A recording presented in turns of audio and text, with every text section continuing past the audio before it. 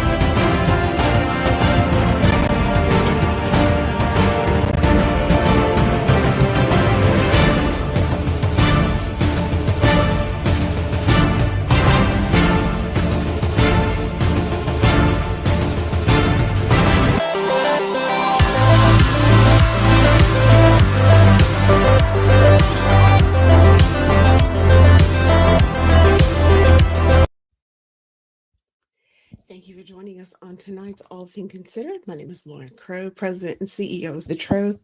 We're happy to have you with us. Let's get to the news. Our first story tonight is on the trial of Richard Allen in the Delphi murder trial. That trial has gotten underway. Richard Allen, who has been charged with multiple counts of murder in connection with the deaths of Libby German and Abby Williams in Delphi in 2017. That trial began this week, and in a reversal of her previous decisions, Judge Fran Gull has decided to allow the controversial Odinist defense to be used in trial on a limited basis. According to reporting from WRTV, Judge Gull issued a ruling that will allow the defense to offer evidence about their theory about a possible third-party suspects and connections between the murders and Odinism. As part of this ruling, the defense team's evidence about those theories will be presented in front of the judge, but the jury will not be present. This allows the defense's arguments to be included in the court record in case this trial eventually is heard by the appeals court. Allen claims a vast conspiracy of Odinists across the state of Indiana have framed him for this crime, including 2 prison guards. The case is expected to last until mid-November. For background on this case, you can check out our earlier episode on the Delphi murders with Anya and Kevin from the Murder Sheet, and you can get daily court updates from their podcast. Links to both will be in the show notes. We'll continue to bring you coverage as the case progresses as it relates to our faith. Our second story involves a harassment of a pagan store in Texas. Higher Purpose Emporium, which was recently voted the best metaphysical shop in Fort Worth, Texas, is under attack by a group calling itself the Texas Coalition for Kids, who's accused the group of being groomers for hosting an upcoming all-inclusive Pride event. Texas Coalition for Kids has been active on social media, demanding not only the end to events that celebrate queer communities and culture, but any event that seems to tolerate the queer community. They accuse these events of being inherently sexual and seek to expose and harass them out of existence. Speaking to the Wild Hunt, owner Lady Ivy expressed that they are fine for now, but do worry about future harassment. If you're in the Fort Worth area, feel free to join the family-friendly event on October 26th from 12 to 5 with an adults-only after-party to follow. And finally, early voting has begun this week across the United States for local, state, and national elections. Our faith has long embraced the importance of communal decision-making. After all, the Thing, a governing assembly of free people, was intrinsic to Norse political life. These assemblies allowed community members to deliberate and resolve legal and societal disputes, signaling a strong tradition of civic responsibility. In our modern society, voting represents an extension of these traditions. Just as the Thing provided a platform for collective decision-making, contemporary elections enable citizens to influence pivotal decisions affecting their lives. Heathens, therefore, we should have a historical and ethical duty to participate actively in elections. Historical examples of political influence, such as the Icelandic Althing, just really underscore the power of collective action in shaping societal governments, making each vote a significant contribution to our community. Voting also ensures our beliefs and values are recognized in the broader societal framework. By supporting candidates that champion our values in hospitality, inclusivity, and reciprocity, heathens can foster an environment where all people are respected and protected. This advocacy for inclusive values is a choice and a crucial direction for our community. Representation in the political sphere is critical for safeguarding the most vulnerable communities and ensuring that everyone has equal rights to worship, live, and love. We can only advocate for policies that foster community programs that reflect their values and beliefs through political engagement. The impact of political participation really does extend beyond immediate policy changes. We can help shape more inclusive society by influencing local and national policies. Supporting freedom of religion, indigenous sovereignty, civil rights, and community development are pivotal for not just the heathen community, but broader societal well-being. Moreover, political engagement serves as a power signal to our future generations. Active participation in elections teaches young heathens the importance of civic responsibility and the impact of collective action. It builds a legacy of involvement that encourages ongoing advocacy and participation. Political participation also builds solidarity in the heathen community. We are stronger and we really build our internal bonds by uniting around common goals and ideals. This unity amplifies our collective voice and fortifies our community against external challenges and misunderstandings. We have a profound historical legacy of civic duty that resonates today through voting.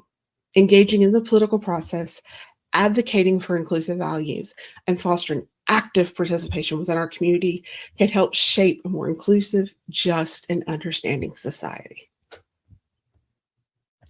We have a few announcements.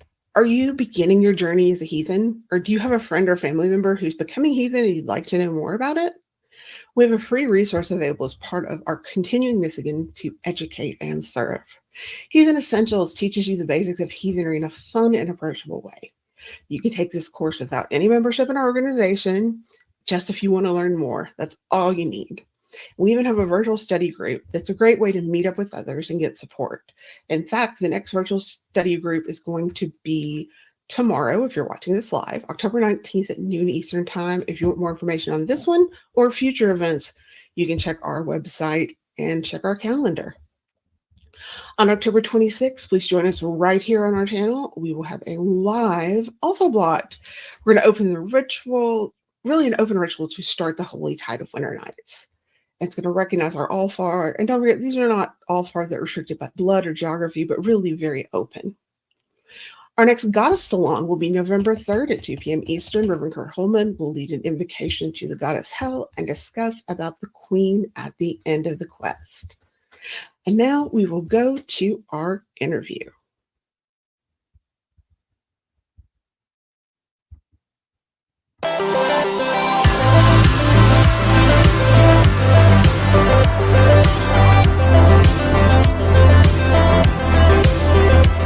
Hello, everyone. Today we are here with Marjorie from the House of Apples, I believe. Yes, ma'am. Talking about domestic violence and domestic violence advocacy. So welcome, Marjorie. And what is a domestic violence advocate? So a domestic violence advocate in the context of social services, and, you know, if you were to go to a domestic violence organization for assistance, for example, an advocate is the one doing direct service. So they're the one interfacing directly with people who are coming in crisis or coming in for some form of service. I kind of think of advocates, at least under California law, the way we're defined. So there could be some regional variations, just to clarify that. But for my purpose, we're the folks who I think of us as EMTs or paramedics. If you think of therapists or social workers as doctors. Right. So we kind of have three main elements of our services, with crisis intervention being the most crucial aspect, or probably the piece most unique to us. So under California law, we have certified advocates of domestic violence, sexual assault, and human trafficking. And there are some other peer counseling certifications as well, like for substance use, mental illness, and things like that. It's not the same as full licensure. We're not actually like therapists. We're not clinicians. We're trained to support people in the emotional processing around a specific subject. So it's not a broad scope of things. Yeah, And but so, I like the EMT analogy. That's fantastic, actually. thank you. So yeah, so part of that crisis intervention might be helping folks apply for family law restraining orders, like a domestic violence or elder abuse restraining order, sometimes called an abuse prevention order in other states. We'll do, because we're not clinicians and we're focused on safety, that is always our first question. What's the danger? What are the risks? And what do you need to be safe? And what are your goals for safety? That's always going to be the crux of what we come back to. So it's going to be emotional coping strategies. You're dealing with PTSD, waking up with flashbacks. What are some coping strategies around that? It could be around resources. Maybe someone's in an unsafe situation, but they don't even know where to start in order to leave. So we'll talk about what are the specific risks in your individual situation and how do we come up with a plan around that.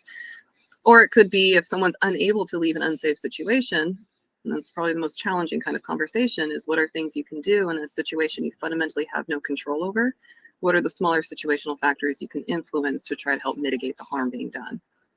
Which is often paired with anti-victim blaming language and things like that, because that is definitely a nuanced and challenging conversation to have. So that's probably the bulk of what we do, or the most unique part of our role, as separate from social workers or therapists who are doing kind of more long-term care. We'll do peer support counseling. So this is the one-on-one, just, hey, tell me what you're going through. And specifically, we're looking for patterns of coercive control and risk factors, again, with an eye always towards emotional and physical safety. Okay. So it starts getting into the longer term stuff. We're going to refer you out to a therapist. We're not a clinician. I want to keep reaffirming that.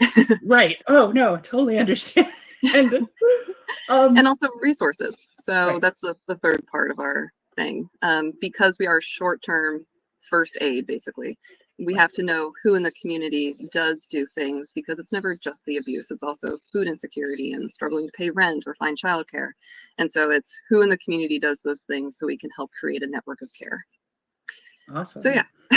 That's fantastic. What drew you specifically to this work? Why do I do it? Yes. Why do you do it? Sorry, I misheard you. No, it's okay. Part of it is because I am a survivor myself. It's been a while, but so I come from some personal lived experience around it. Some of it is religiously motivated. So when I was in a bad place mental health wise and looking for a sense of purpose, something useful to do. So I'm an Irish polytheist. I'm a devotee of the Morrigan, specifically of Bive. And so, I'm having some not a great mental health place. And basically she was like, well, girl, what are you going to do about it? And I was like, well, watch me. Because reverse psychology and incitement work actually very well on me. For better or for worse. Yeah. So a lot of it is religious devotion is how I understand kind of the underlying personal motivations, as well as my own lived experience.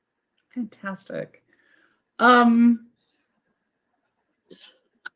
Is there a difference between serving pagans and people of other faiths? That is an interesting question.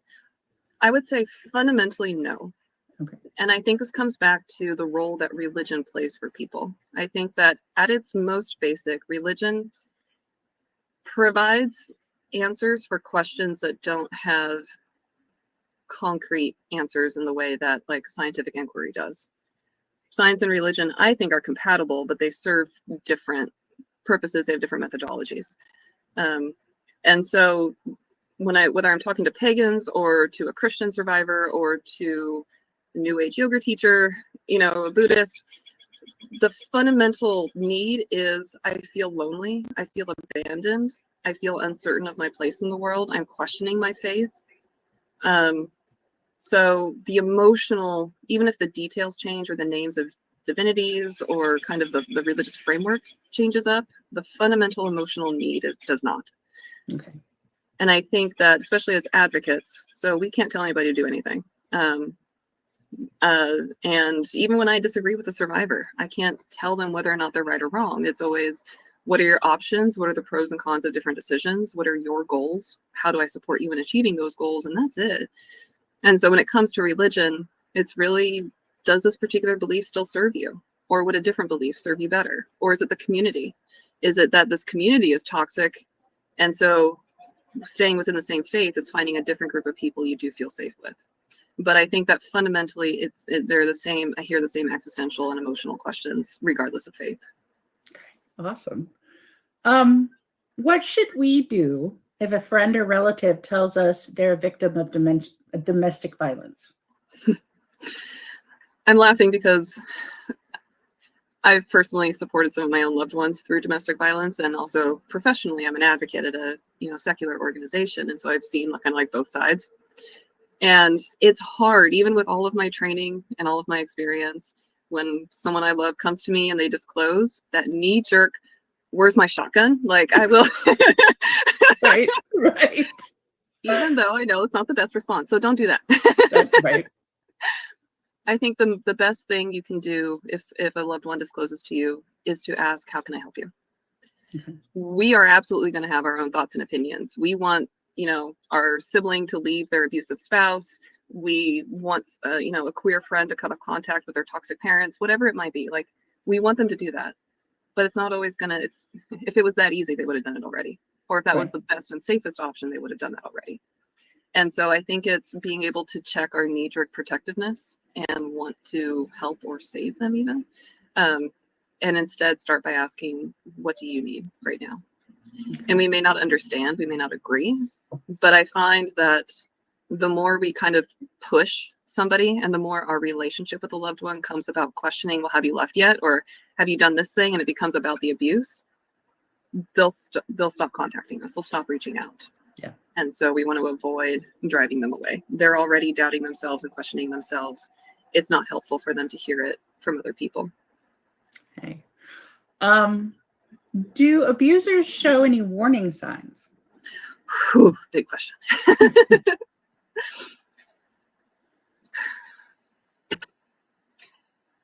I'm thinking about the best way to frame it. So I oversee our restorative justice program at work. It was a program that I wrote and have been implementing. And so I do work with people who cause harm as well. And it's a complicated question when you dig down into it. But sticking to the surface level, red flags. Some of the common things you're going to see is jealousy. And it can be couched as something not that bad. And jealousy in and of itself is just an emotion. It's not good or bad. It's always, when it comes to emotions, including anger and hatred, it's not, those are all normal human emotions. The question is, what do we do with those emotions? Mm-hmm. And so if you have a partner, for example, who is feeling jealous, the question becomes, I'm so sorry, can you hear my dog?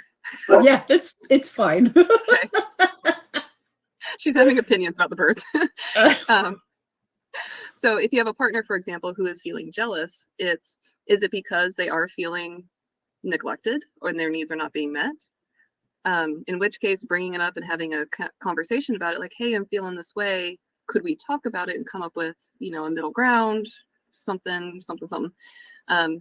That's perfectly appropriate. But jealousy, where it's like, when you go see your friends all the time, I feel really alone. Like, I really wish that you would bring me around, where it starts getting this edge of manipulation.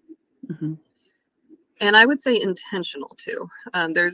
I find that there's always some degree of intentionality, even if the person doing it justifies it to themselves. Like, I'm not actually being manipulative, but this is what I need to be safe or to feel secure. It's real messy, real complicated, real fast. But so short answer, one is jealousy. Another is a sense of rigidity around gender roles in particular. Huge red flag. This is how men are. This is how women are. Because then anything that goes beyond, if you don't dress a certain way that your partner prefers, that is something that needs to be corrected. So rigidity around gender roles. This is also where it kind of gets into possessiveness too. You're my girl. Don't you ever talk about your exes. Don't you dare talk to any other men. Although I do see that again flipped with women towards men as well. Mm-hmm. And also the weaponization even of masculinity against a man. So if you have an abusive woman, She might say like, well, I wouldn't have to yell at you all the time if you would be a man and stand up for yourself. Like, this is actually your fault. Right. So we can see that getting weaponized. So rigidity around gender roles, a push for quick involvement. So this is where, two people have just met, started dating, and not long until they're already moving in together, someone's gotten pregnant. Things are moving along a little too quickly. Part of that also is when I see sudden changes in, like, somebody who's been really well rooted in a community, suddenly they and their new partner are moving away to a totally new place. Okay. Which doesn't sound, again, not necessarily, these are red flags, not guarantees of anything. Right. But it's a really effective way of isolating somebody, because if you can uproot somebody from their community, they don't have the emotional support, social support, they don't have anyone they can run to, they may not know the resources in the community, they may not know physical locations in that new place. Right. Really effective way of isolating people. And I see that happen a lot, especially just after marriage or just after someone has gotten pregnant. So, yeah. Okay. And there are probably lots of others that I'm those places where they get really possessive is marriage, pregnancy. Yeah. Yeah, and because domestic violence fundamentally comes down to what we call coercive control. Coercive being the undermining of someone's ability to make choices freely. Most of the time when we make choices, like, yeah, we're going to take other people into consideration. How is this going to impact my kids, my family, my partner, my friends? But it's also, at the end of the day, it's what I want. What are my goals and my needs? Under coercive control, under that kind of dynamic, it's no longer what do I need, it's what choice will mitigate the other person's reaction. It becomes about harm reduction and prevention. And that becomes the crux of decision making. And I think that's one of the key things when I'm assessing a situation, especially if the survivor is like, no, it's not really, it's not like they hit me. It doesn't really count as, it's just it's just a little bit dysfunctional. And meanwhile, they're describing the fact that, they don't have access to their own money and they have to ask their partner for an allowance and they have to bring a receipt for every little thing that they purchase. So, like these kinds of things. So we're looking at control and the undermining of someone's ability to make choices freely without fear based on the other person's reaction. And so there is no universal list of abusive behaviors. It comes down to what is the impact of those behaviors, because we all have different vulnerabilities, but we all have some vulnerabilities that someone acting in bad faith, if they can triangulate what that is on you, then they can take advantage of that. And if you're emotionally involved with somebody, of course you want to give your partner the benefit of the doubt. This is someone you've had a crush on for ages. They're such an amazing person. They do so much good for the community. They publish so many amazing pagan books. Right, exactly. Yeah. Yeah. And everybody loves them. So surely they must be a safe person. Yeah. Sorry, try not to go down that rabbit hole. I understand. But also within families too. Domestic violence is not just partners, but also families. Our parents, our grown children. Some organizations only serve what's called IPV, intimate partner violence, but it is actually technically more expansive than that. Domestic violence is an umbrella term, and that includes intimate partner violence, but also child abuse, elder abuse. We also include my workplace. We also include anywhere where there's emotional vulnerability in an ongoing relationship, because it's that vulnerability that someone acting in bad faith is going to come in and exploit. And the impact of that is a pretty unique impact compared to the same type of violence from a stranger, for example. Which isn't to say that violence from a stranger isn't still traumatic, but it emotionally, it has a different impact. It does, yeah. I'm going to stop now, sorry. No, it's okay. Is it possible for abusers to change? Possible, yes. Likely is a different question. Okay. Is it what are some of the difficulties around that? So, kind of coming back to the first point. Sure. Technically, it is possible, but certain factors have to be shown. First, they have to be able to name what behavior is abusive in the first place. They have to take personal responsibility, not blame it on you or somebody else or the world, but take personal responsibility. Yes, I did the thing. Then they have to actually want to change.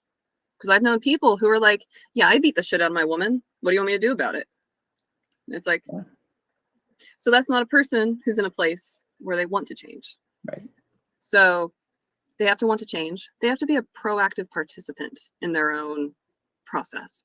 And what I mean by that is I've known survivors who will they'll be the one making their partner's therapy appointments, driving them everywhere, where the person just kind of passive, they say all the right words about wanting to do it, but they don't actually do the personal work to do it. Right. And so that means as soon as a survivor or ally or whoever stops moving that forward, they're just kind of going to stall, and eventually they're going to fall back into old patterns of behavior. Okay. So they have to be a proactive participant. And then there also have to be consequences for backsliding. Now, consequences, they can't come from the survivor because of the imbalance of power.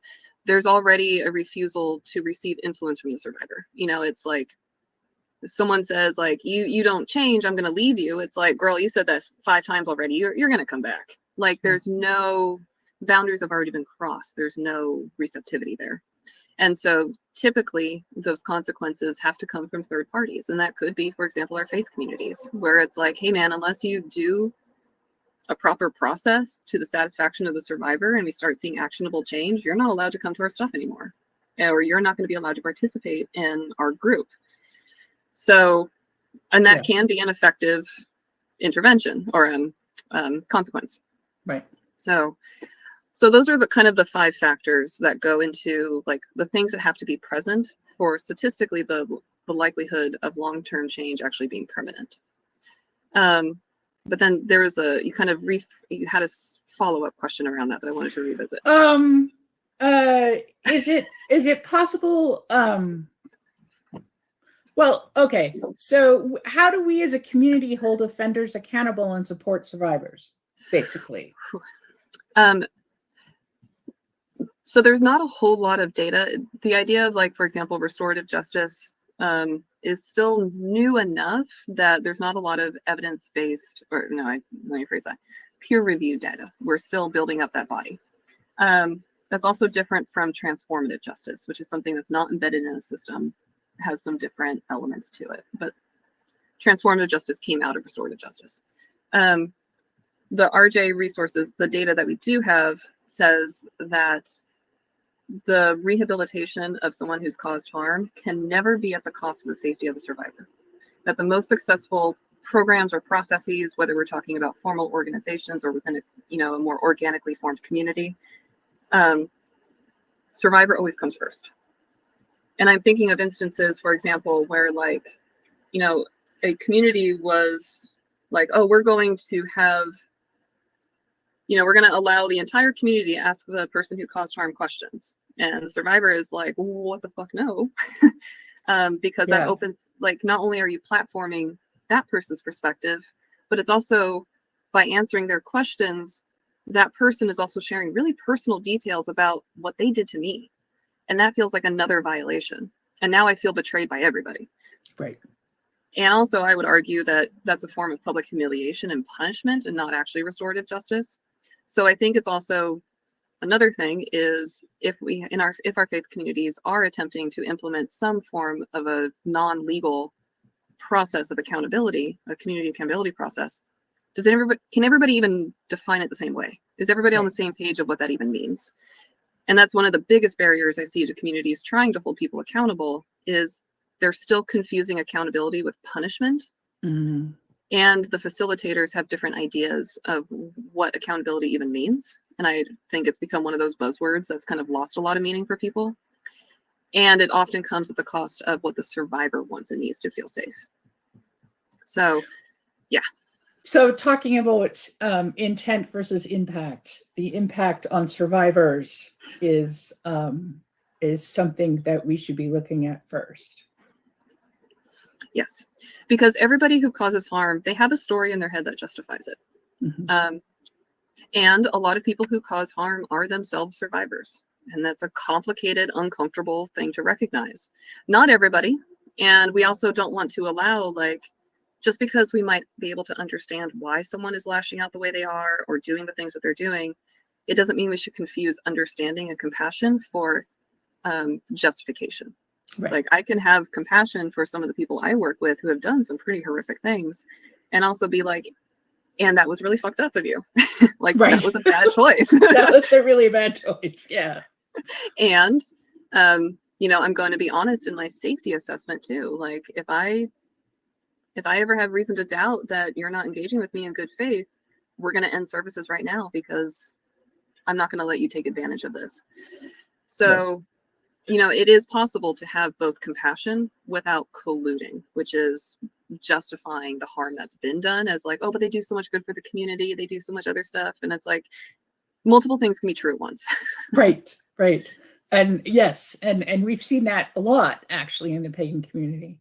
Yeah, unfortunately. And people just trying to learn how to do better by other people, trying to be kinder, trying to be, but, and also that line between accommodation and accountability. And where is it? And yes, that is a problem that we don't all define it the same way.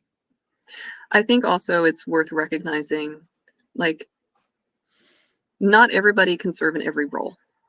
Not everybody, for example, can work with people who cause harm, and that's okay. Not everybody can work with survivors, and that's okay. Like, there are so many different roles that go into a community accountability process. Like, I think people have to be honest with themselves. Like, do I have the emotional bandwidth and self-regulation, and also the right training to show up and do the thing? Right. Like, I'm trained as a domestic violence advocate. If someone comes in talking about sexual assault that was not part of a domestic violence situation, I do not serve them, even though I'm probably better poised to serve them than someone without any training at all.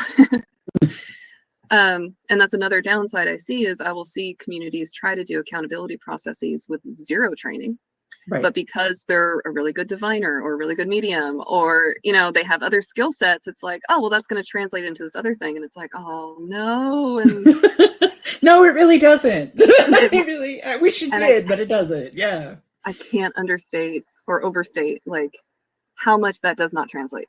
Yeah. And I have a soapbox around that and some really intense feelings because I've been the recipient of some of that too, where I've experienced harm within some of my own faith community around people who thought that because they were a priest or priestess in whatever capacity that was being defined, that also qualified them to do other things where they made it worse and ended up driving me away. And there are people I don't talk to, communities I don't engage with. There are deities that I have initiation to that I can't engage with anymore because of my association with the harm I experienced at the hands of their priests. So, you know, it's messy. Well, and the thing is, a lot of femme presenting people have that experience, right? If you talk to many feminine presenting people, they will tell you, usually they have like 2 or 3 stories of someone in sort of religious authority trying to adjudicate something and just do a horrifying job, just do more harm or use the process to their own benefit. So if a faith community is trying to come up with a framework of accountability for a wide variety of things, but definitely in a sort of hopefully transformative justice, but at least restorative justice, what kind of training would you recommend for them? What should they be looking at? What should they be doing? I have a 2-part response. One being, I think there's certain pre-work the community has to do before they can hope to do a good accountability process. Okay. So assuming they've done that part, and we can revisit that if you like. Yeah. Let's say they've done all that, they're ready to go. How do we do it? So most of the time, at least in my experience, most of the time when I see accountability process, it's being brought up around interpersonal harm, which generally means sexual assault, sexual harassment, sometimes trafficking, but more often the first ones, or domestic violence is what I see most often. I think a lot of this could apply to forms of discrimination, like if someone wants some redress around an act of racism, transphobia, ableism. I think a lot of the same principles could still apply. But I am speaking from my professional background is interpersonal harm. So just to, and that's the one I see most often coming up with accountability processes. So in that case, I would say that the people involved, there are certain core pieces of education that they should have. A basic mediation training. My local conflict resolution center does that. It's how to manage conflict, and including your own self-regulation. And then they do a more expanded version of actually being a community mediator. But just like, because I facilitate support groups while also doing one-on-one counseling, managing one person's emotions and my own in a setting is very different than managing myself when I have 10 people around me who are all having really intense emotions around the same thing, often in conflicting ways. And there are power dynamics, and you got to be able to manage all of those, including yourself. Right. So at the very least, some basic mediation training, some peer counseling training. And this is, how do you talk to people? What is active listening? What are reflections and open-ended questions? What are reframes, and how do we use those appropriately in a way that doesn't get into a power struggle? Like, all these kinds of tips and tricks that are just the basic how you talk to people who are emotionally vulnerable to you. I also think peer counseling is something that should be for everybody providing service, including our healers and diviners and priests, but it's a different conversation. And yes, I agree. Actually, that's a fantastic recommendation, but yes. So mediation, basic peer counseling. How do you even talk to someone who's having emotions? And also some basic domestic violence or sexual assault training, sexual violence training. I see a lot of the mistakes that I have seen be made within communities it was preventable harm.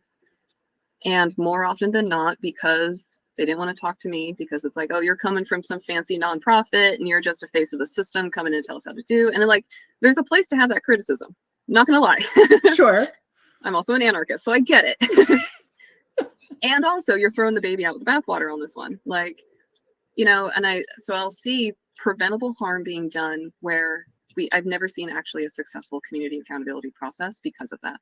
Because the survivor felt re-traumatized, because the facilitators didn't really know what they were doing. So they kept turning to the survivor being like, you tell us what you need, but in a way where it's like it was on the survivor to figure everything out. And it's like, that's not supposed to happen either.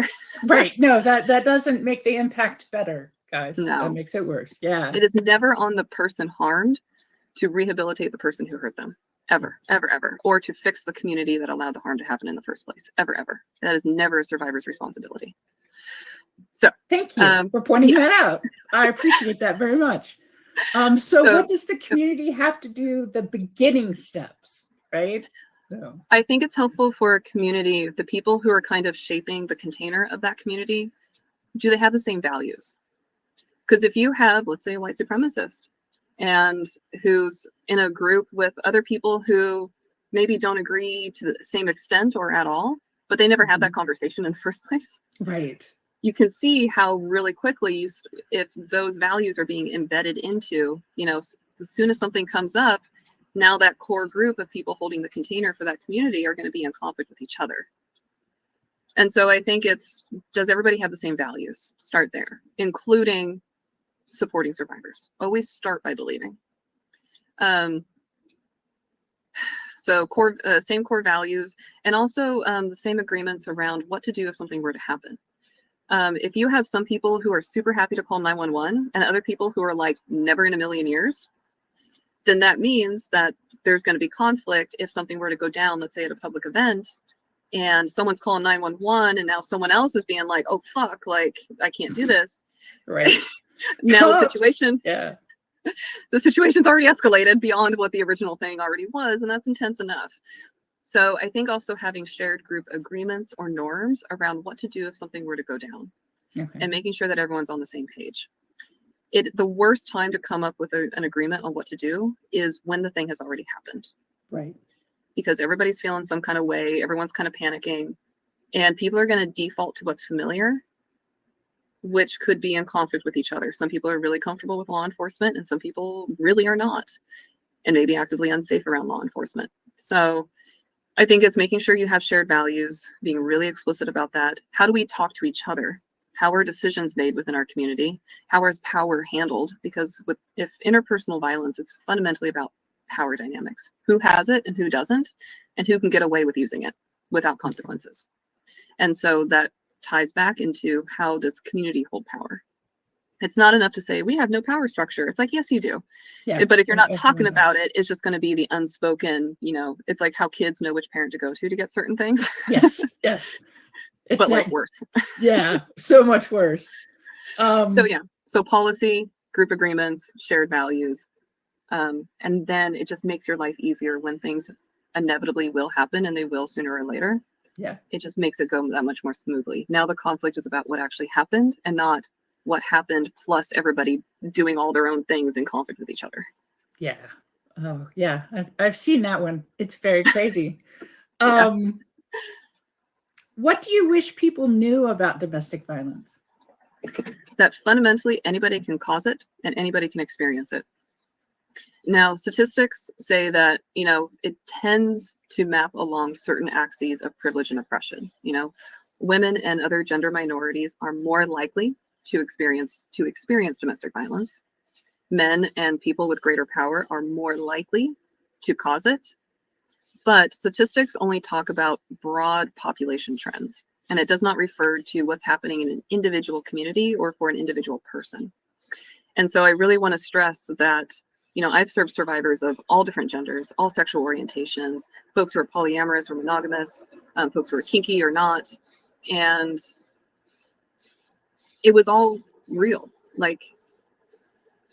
So anybody can cause it, or excuse me, anybody can experience it, and anybody can cause it. So I've known abusers, more often I work with abusers who are men, but I've also worked with with abusers who are women, and people who have marginalized identities, people who are trans like I am, people who are neurodivergent and neurotypical, and the ways in which our marginalization can be weaponized to shield ourselves from accountability, oh, you accusing me of being abusive makes you transphobic. And it's like, no, the transphobia you experience is real, and it's worth evaluating, is your community coming after you because you're trans? And there's an association of being trans with being a sexual predator nowadays in politics. Yes. So it's worth asking questions, but it doesn't absolve you of your personal choices. You can experience transphobia or other forms of marginalization and also be an unsafe person yourself towards other people. And you are responsible for your own choices. There's this common adage that, hurt people hurt people. Yeah. And there's a lot to unpack around that, but it's not entirely wrong. A lot of people who cause harm have themselves been harmed, and that's real. I mean, kind of going back to that conversation, but also not everybody who's been harmed becomes harmful. Right. That's kind of the other side of that coin. So yes, the harm you experienced, whether politically, socially, or as an individual person within your own household or whatever, perfectly valid and real. Still does not justify you taking that out on other people and perpetuating that harm. You are still responsible for your personal choices. Yes. So, for sure. Yeah, that's awesome. What I want everybody to know. Oh, that's fantastic. What can we do to help end domestic violence? Recognize that it involves all of us, that it's not what used to be called a private violence. That's another term that's been used around DV, domestic violence. That it does impact everybody. The CDC current statistics say that 1 in 3 women and 1 in 4 men experience some form of stalking, physical, or sexual violence from a partner. That's not even getting into psychological aggression and emotional abuse, financial abuse. That's specifically the more extreme forms. That is really freaking high. And it's why the CDC has reclassified domestic violence as a public health crisis, because of how common it is. So October is Domestic Violence Awareness Month. The theme for the last couple of years with the big national domestic violence organizations has been everyone knows someone. If you are not a survivor, you know someone who is, whether or not they have felt safe disclosing to you the fact that they are. But so when you walk into a room of more than 3 people, statistically, at least someone in there has been abused in some way by a partner. Yeah. Again, not including family violence and the other forms of DV. Right. So I think I want people to understand also that this is a community issue. Interpersonal violence is a community thing, and it takes everybody buying into it to be part of the solution. And that it's not going to be, my singular secular workplace or even House of Apples. We alone are not going to be able to fix everything for everybody. It has to come down to everybody who is checking their own understandings around power. How do I handle this responsibly? How do I understand my impact on other people and be intentional about that impact? Right. And use that to be part of the solution. And I think some people confuse, again, that accountability equaling punishment thing. People are sometimes afraid to criticize their community, their leaders, people who cause harm, especially if they like that person who's caused harm. Right. But I think of accountability as actually an act of compassion, because it's saying, I know you can choose to do better. I know you're more than your choices, and I'm going to hold you to that. It's not like you're some rabid animal that can't be trained and we got to put you in a pen somewhere so you can't hurt anybody else. Like, I know that you can be better than this, and I care enough about you to put in the effort to help you achieve that. And so I think also reframing accountability as an act of love and not as punishment can be a really effective way of kind of calling people in and making people feel less afraid to be like, yeah, no, I did fuck up. Or someone hurt me. I don't know what to do about that. And I feel guilty for calling them out because I still care about them. Right. So yeah, they still have an important part in my life. Yeah. Marjorie, thank you so much for joining us today. I really appreciate all of your thoughtful time, and also some of the tips. Part of my job as director of communications is to try to change both internally and externally how we communicate with each other and how we interact with each other and how we treat one another. And I think coming at this from a place of love is amazing. It is a fantastic tip. Thank you so much. Thank you. Yeah, you got an easy job, I hear. I don't envy. Thank you so much, Barbara and Marjorie. I know it can be hard to talk to people when they are in toxic or abusive relationships, but it does get easier with practice. So remember that talking to our loved ones openly and honestly can bring us closer together and help us recognize healthy and unhealthy signs in relationships. Often we feel like it's not our place to insert ourselves in someone we love's unhealthy relationship, but it's important to talk to them when you see it happening. People often assume that the relationship is bad, your friend would leave or come to you, but it's very common in unhealthy relationships for a person not to realize it was unhealthy until after they've left or until someone who loves them points it out to them. One of the best ways you can engage a friend who's in an unhealthy relationship is just by asking questions and talking to your friend about what's going on in their lives. Be approachable. And if you suspect if they're experiencing abuse, just be non-judgmental. Ask them how their relationship's going, and then let them know you're there for them and you'll support them no matter what. Remind them they deserve to be treated well and deserve to feel happy in their relationship. You could save a life just by starting a conversation. If you notice something in a friend's relationship that worries you, it's almost always better to bring it up and talk about it than to say nothing at all. If you need help or want to help a friend, please see the description box below for a link to House of Apple's website. There you're going to find a list of pagan and queer-friendly resources, as well as certified pagan domestic violence advocates like myself you can reach out to for help. Sometimes just simply being there, holding their hand while they make calls is the best and most powerful thing you can do.